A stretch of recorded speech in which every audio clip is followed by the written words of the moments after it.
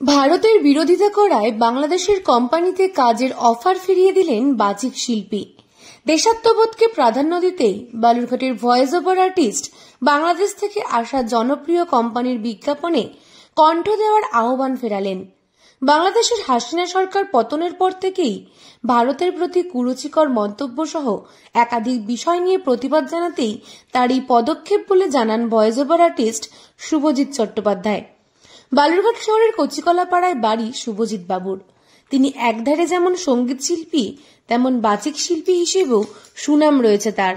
শুভজিৎ বাবু 2020 সালে অভিনেতা মীর ও সুদীপ্তা চক্রবর্তীর বিচারে কলকাতায় গোল্ডেন ভয়েস তালিকায় উঠে এসেছিলেন সেরা 10 জনের মধ্যে।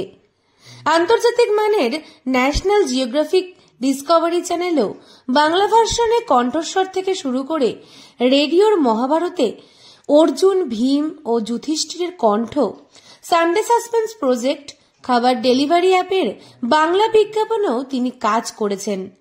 তবে বর্তমান সময়ে একদিকে যখন ভারতবর্ষের ব্যবসায়ী তুরস্কের মার্বেল আপেল বর্জন করছেন, ঠিক তখনই শুভজিৎ বাবুর এই ধরনের পদক্ষেপকে সাধুবাদ জানিয়েছেন বালুরঘাটের সাধারণ মানুষ।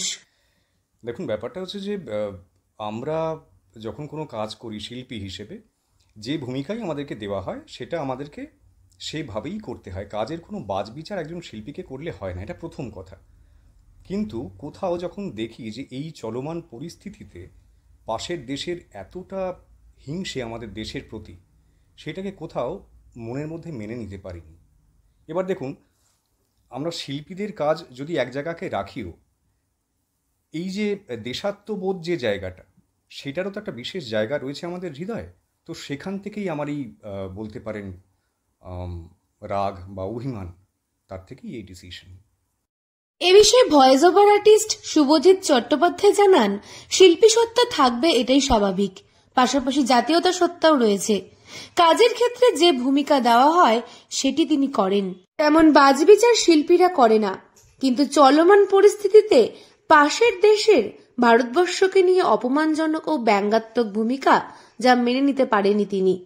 আগে তিনি দেশের নাগরিক, তারপর শিল্পী। এখানে আফসোসের কোনো জায়গাই নেই।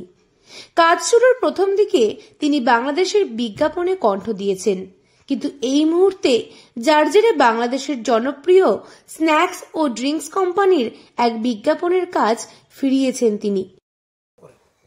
হ্যাঁ, অবশ্যই প্রতিবাদ, দেখুন, যেখানে প্রশ্নটা দেশ নিয়ে, সেখানে আমার মনে হয় আপোষ করার কোনো প্রশ্নই ওঠে না।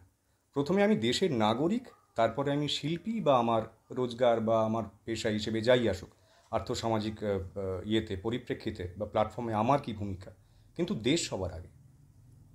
শুভজিৎ বাবুর কথায় শিল্পের প্রতি যেমন নিষ্ঠা ভালোবাসা রয়েছে, তেমনি দেশের প্রতিও দায়বদ্ধতা আছে।